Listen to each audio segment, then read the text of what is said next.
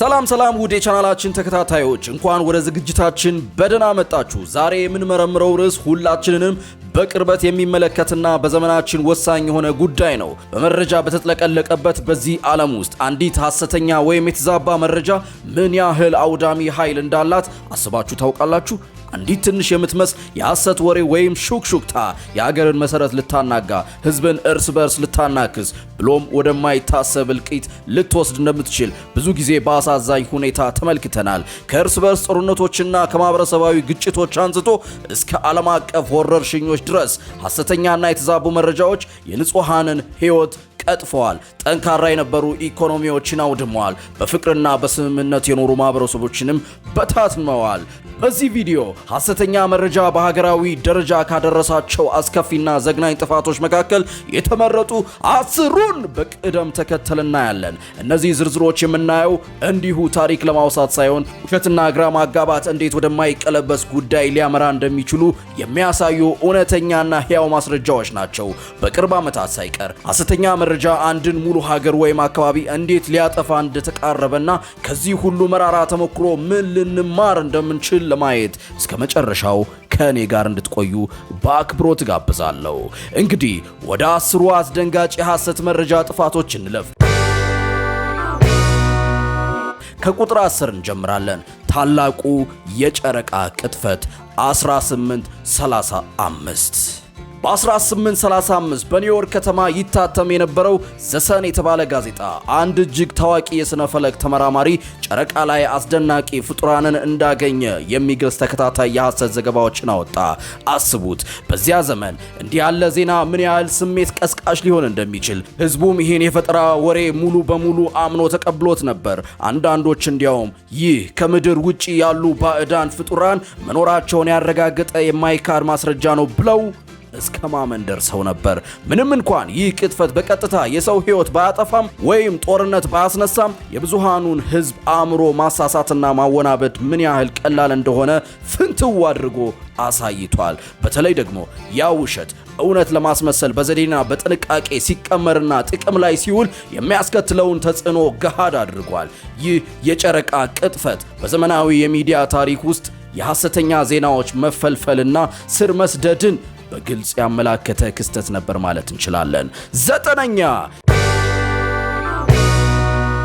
የሳሌም ጠንቋዮች ፍርድ 1692 ወደ 17ኛው ክፍለ ዘመን መገባደጃ እንመለስና በቅኝ ግዛት ዘመን ማሳቹሴትስ የተከሰተውን አሳዛኝ ክስተት እንመልከት። በዚህ ወቅት ፍርሃትና ጥርጣሬ ምክንያታዊ አስተሳሰብን ሙሉ በሙሉ ተክተውት ነበር። በሐሰት ምስክርነቶች በማህበረሰቡ ውስጥ በነበሩ ስር የሰደዱ ጭፍን እምነቶችና በሃይማኖታዊ ስጋቶች ተገፋፍተው በአብዛኛው ንጹሃን ሴቶች የሆኑ በደርዘን የሚቆጠሩ ሰዎች በጥንቆላ ተከሰው ለፍርድ ቀረቡ። እውነተኛ ማስረጃ በፍጹም አላስፈልጋቸውም ነበር። አሉባልታ፣ የሰፈር ወሬና የሌሊት ህልሞች እንኳን ሳይቀር እንደ ከባድ ማስረጃ ተቆጥረው ለፍርድ ውሳኔ በቂ ነበሩ። በመጨረሻም በዚህ የጅምላ ወይም ሂስትሪያ ምክንያት 20 ንጹሃን ሰዎች በግፍ ተገድለዋል። ሌሎች በርካቶች ደግሞ ዘመናቸውን ሁሉ በፍርሃትና በስጋት እንዲኖሩ ተገደዋል። ይህ ክስተት ሐሰተኛ መረጃና ጭፍን እምነት የፍትህ ስርዓት ውስጥ ሰርገው ሲገቡና የበላይነት ሲይዙ ምን ያህል አሰቃቂ ሰብአዊ ቀውስ ሊያስከትሉ እንደሚችሉ በደም የተጻፈ ማስጠንቀቂያ ነው።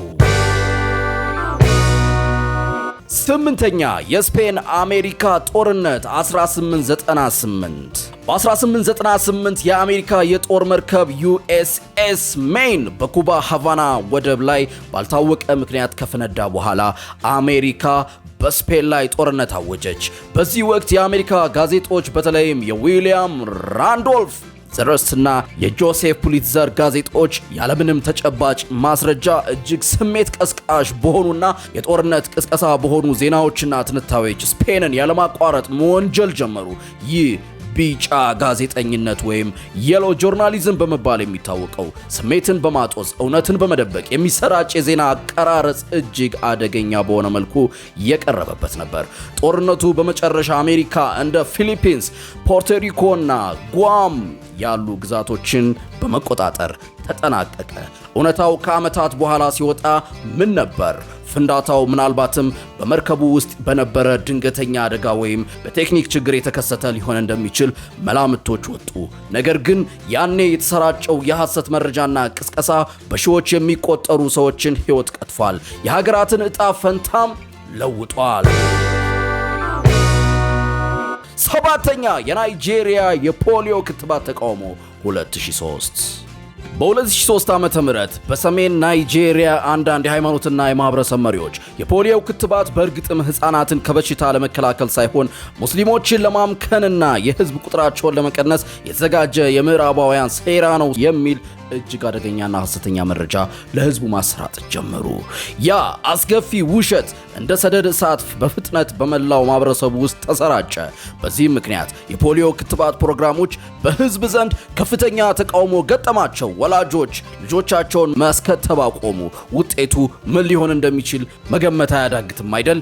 ሊጠፋ ተቃርቦ የነበረው የፖሊዮ በሽታ እንደገና አገርሽቶ በናይጄሪያ ብቻ ሳይሆን በአፍሪካ ወደሚገኙ 16 ሀገራት ዳግም ተዛመተ። በሺዎች የሚቆጠሩ ህፃናት በዚህ በሽታ ምክንያት የዕድሜ ልክ አካል ጉዳተኛ ሆነዋል። ይህ የሚያሳየን ሐሰተኛ መረጃ አንድን ሀገር ብቻውን የሚጎዳ ሳይሆን ድንበር ተሻግሮ ዓለም አቀፍ የጤና ስጋት ሊሆን እንደሚችል ነው። ስድስተኛ የማይናማር የሮሂንጊያ ቀውስ ከ2016 እስከ አሁን። በማይናማር በተለይም ከ2016 ጀምሮ ከወታደራዊ ክፍሎች ጋር የቅርብ ግንኙነት አላቸው ተብሎ የሚጠረጠሩ ቡድኖች ፌስቡክንና ሌሎች የማህበራዊ ሚዲያ መድረኮችን በስፋት በመጠቀም በሮሂንጊያ አናሳ ሙስሊም ማህበረሰብ ላይ ያነጣጠረ የጥላቻ ንግግርና የሐሰት መረጃዎችን ስልታዊ በሆነ መንገድ አሰራጨ። እነዚህ የሐሰት ዘገባዎች ሮሂንጊዎችን በአሸባሪነት በአገር ክህደትና በአመጽ በጅምላ ይወነጅሏቸው ነበር። እነዚህ በጥላቻ የተሞሉ ውሸቶች በማህበረሰቡ ውስጥ ፍርሃትንና መከፋፈልን በመፍጠር አሰቃቂ የቡድን ጥቃቶችን፣ ጭካኔ የተሞላባቸው ወታደራዊ እርምጃዎችንና የጅምላ መፈናቀልን አስከትለዋል። ከ700 ሺህ በላይ የሚሆኑ የሮሂንጊያ ማህበረሰብ አባላት ከመኖሪያ ቀያቸው በግፍ ተፈናቅለው ወደ ጎረቤት ሀገር ባንግላዴሽ ለመሰደድ ተገደዋል። እጅግ ብዙዎችም በግፍ ተገድለዋል። ሴቶችና ህፃናት ለከፋ ጥቃት ተዳርገዋል። ይህ ክስተት ማህበራዊ ሚዲያ እንዴት የዘውግ ጥላቻን በማባባስና የሐሰት መረጃን በማሰራጨት ለዘር ማጥፋት ወንጀል እንደ መሳሪያ ሊያገለግል እንደሚችል ያረጋገጠበት አሳዛኝ የታሪክ ምዕራፍ ነው። አምስተኛ የኮቪድ-19 ወረርሽኝ ሐሰተኛ መረጃ ከ2020 እስከ 2022 የኮቪድ-19 ወረርሽኝ መላውን ዓለም ባናወጠበት ወቅት ከቫይረሱ ስርጭት ጎን ለጎን ሌላ አስከፊ ወረርሽኝ ተከስቶ ነበር። ይኸውም የሐሰተኛ መረጃና የሴራ ንድፈ ሐሳቦች ወረርሽኝ ነው። አንዳንዶች ቫይረሱ ሐሰተኛ ነው የለም በማለት ሲከራከሩ፣ ሌሎች ደግሞ ክትባቶች ሰዎችን ለመቆጣጠር የተሸረበ የማይክሮቺፕ ሴራ አካል ናቸው የሚሉ እጅግ አደገኛና መሰረተ ቢስ ወሬዎችን አሰራጭተዋል። እንደ ዋትስአፕ፣ ፌስቡክ፣ ትዊተርና ቴሌግራም ያሉ የማህበራዊ መገናኛ ዘዴዎች በሐሰተኛ የፈውስ ዘዴዎች፣ ባልተረጋገጡ መድኃኒቶችና በአደገኛ የጤና ምክሮች ተጥለቅልቀው ነበር። በሚሊዮን የሚቆጠሩ ሰዎች ለነዚህ የሐሰት መረጃዎች ተጋልጠው ክትባቶችን አልወሰዱም ወይም የጤና ባለሙያዎችን ምክር አልተገበሩም። ብዙዎችም በዚህ ምክንያት በቫይረሱ ተይዘው ሕይወታቸውን አጥተዋል። በአንዳንድ ሀገራት ሐሰተኛ መረጃ ከራሱ ከቫይረሱ የበለጠ ገዳይ እንደነበር የጤና ባለሙያዎች ሳይቀሩ መስክረዋል። ይህ የሚያሳየን በድንገተኛ የጤና ቀውስ ወቅት የሚሰራጭ ሐሰተኛ መረጃ ምን ያህል የከፋ ሰብአዊና ማህበራዊ ጉዳት ሊያስከትል እንደሚችል ነው። አራተኛ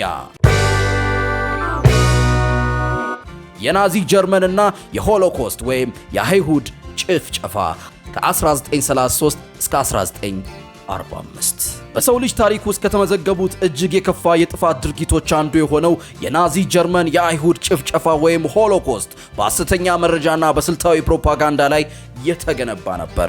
ናዚዎች አዶልፍ ሂትለርን ጨምሮ አይሁዶች የጀርመን ሕዝብ ጠላት እንደሆኑና ለሀገሪቱ ችግሮች ሁሉ ተጠያቂ እንደሆኑ ጀርመናውያንን ለማሳመን እጅግ ኃይለኛና የተራቀቀ የፕሮፓጋንዳ ዘመቻ አካሂደዋል። በጋዜጦች፣ በሬዲዮ፣ በፊልሞችና በትምህርት ስርዓቱ ሳይቀር ስለ ዘር የበላይነት፣ ስለ ሀገር ፍቅር ናሽናሊዝምና ስለ አይሁዶች ያላቸውን የተዛባ አመለካከትና ውሸቶችን ያለማቋረጥ አሰራጭተዋል። ውጤቱ ምን ነበር? በታሪክ ታይቶ የማይታወቅ የዘር ማጥፋት ወንጀል 6 ሚሊዮን አይሁዶችና በሚሊዮን የሚቆጠሩ ሌሎች አናሳ ብሔሮች፣ የፖለቲካ ተቃዋሚዎችና አካል ጉዳተኞች በአሰቃቂ ሁኔታ ተገድለዋል። ይህ የተዛባ መረጃና የጥላቻ ፕሮፓጋንዳ የሰውን ልጅ እንዴት ወደ አውሬነት ሊቀይርና ስልጣኔ ሊያጠፋ እንደሚችል የሚያሳይ የጨለማው የታሪክ ምሳሌ ነው። የኢራቅ ጦርነት 2003 በሶስተኝነት እንመለከተዋለን። እንደ አውሮፓውያን አቆጣጠር በ2003 አሜሪካና የትብብር ኃይሎች ኢራቅን የወረሩት በአንድ ዋነኛ ምክንያት ነበር ተብሎ የተነገረው።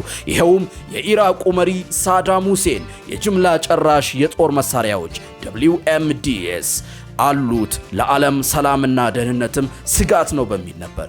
ይህ መረጃ በወቅቱ በዓለም አቀፍ ሚዲያዎች በስፋት ተዘግቧል። ነገር ግን ጦርነቱ ከተጀመረና ሀገሪቱ ከወደመች በኋላ እውነታው ሲገለጥ ምንም አይነት የጅምላ ጨራሽ የጦር መሳሪያዎች አልተገኙም። የደህንነት መረጃዎች የተመረጡ፣ የተጋነኑና አንዳንዴም ሆን ተብሎ የተሳሳተ ትርጓሜ ተሰጥቷቸው እንደቀረቡ በኋላ ላይ ተረጋግጧል። በርካታ ዋና ዋና የሚዲያ ተቋማትም እነዚህን ያልተረጋገጡ መረጃዎች በማስተጋባትና ውሸቱን እውነት በማስመሰል ከፍተኛ ሚና ተጫውተዋል። ውጤቱ ምን ሆነ? በመቶ ሺዎች የሚቆጠሩ ንጹሃን ዜጎች ሕይወት የቀጠፈ፣ ሀገርን ያፈራረሰና መካከለኛው ምስራቅን ለ10 ዓመታት ለዘለቀ አለመረጋጋትና ግጭት የዳረገ ጦርነት ሆነ። ይህ ክስተት የሐሰት መረጃ በፖለቲካ መሪዎች ሲነገርና በዋና ዋና ሚዲያዎች ሲደገም ምን ያህል አስከፊ መዘዝ ሊያመጣ እንደሚችል ያሳያል። ሁለተኛ፣ የሄይቲ የኮሌራ ወረርሽኝ የተሳሳተ መረጃ ከ2010 በኋላ እንደ አውሮፓውያን አቆጣጠር በ2010 ሄይቲን ያወደመው አስከፊ የመሬት መንቀጥቀጥ ያስከተለው ሰብአዊ ቀውስ በአንድ በኩል እያለ በሌላ በኩል ደግሞ የሐሰት መረጃ ሌላ ጥፋት አስከተለ።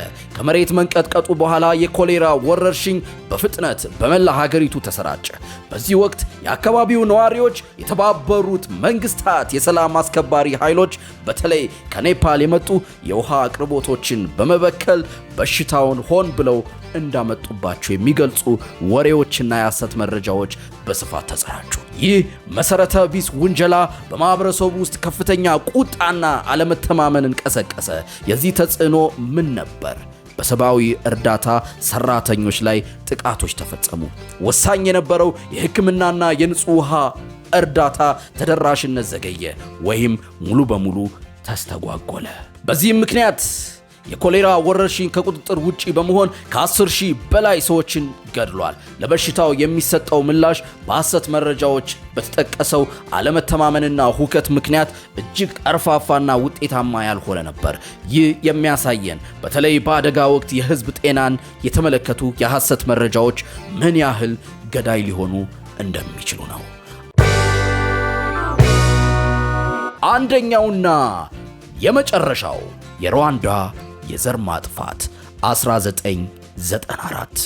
በዚህ ዝርዝር ውስጥ የምናገኘው ከሁሉም የከፋውና እጅግ ገዳዩ የሐሰት መረጃ ጥፋት ምሳሌ የ1994ቱ የሩዋንዳ የዘር ማጥፋት ነው። በወቅቱ RTLM ራዲዮ ቴሌቪዥን ሊብሬ ደ ሚሌ ኮሊንስ የተባለ የሬዲዮ ጣቢያ የሁቱ አክራሪዎች የጥላቻ ፕሮፓጋንዳ ማሰራጫ ማዕከል በመሆን አገልግሏል። ይህ የሬዲዮ ጣቢያ የቱትሲ ጎሳ አባላትን በረሮች ወይም ኢኒየንዚ እና እባቦች እያለ በመሰየምና በማዋረድ የሁቱ ዜጎች የቱትሲ ጎረቤቶቻቸውን እንዲገድሉና እንዲያጠቋቸው በቀጥታ ጥሪና ቅስቀሳ ያደረገ ነበር። በሬዲዮ የሚተላለፉት የሐሰት ዜናዎችና የጥላቻ መልእክቶች እጅግ በሚያስደነግጥ ፍጥነት ተሰራጭተው የብዙዎችን ልብ በጥላቻ ደንዝዘዋል። ውጤቱስ? በአጭር ጊዜ በመቶ ቀናት ውስጥ ብቻ ከ800,000 በላይ ሰዎች አብዛኞቹ የቱትሲ ጎሳ አባላትና ለዘብተኛ ሁቶች በአሰቃቂ ሁኔታ ተጨፈጨፉ። በጣም የሚያሳዝነው ደግሞ ለዘመናት አብረው በጎረቤትነት በጓደኝነትና በጋብቻ የተሳሰሩ ሰዎች ሳይቀሩ ገዳይና ተገዳይ እስከመሆን መድረሳቸው ነበር። ይህ ዘግናኝ ክስተት የሐሰትና የጥላቻ ፕሮፓጋንዳ እንዴት በቀጥታ ወደ ዘር ማጥፋት ሊቀየር እንደሚችልና ቃላቶች በተለይ በጥላቻ የተለወሱ ውሸቶች የሰውን ልጅ በጅምላ ሊያጠፉ የሚችል ምን ያህል አደገኛ መሳሪያ እንደሆኑ በደም የተጻፈበት ጥቁር የታሪክ ምዕራፍ ሆኖ ተመዝግቧል።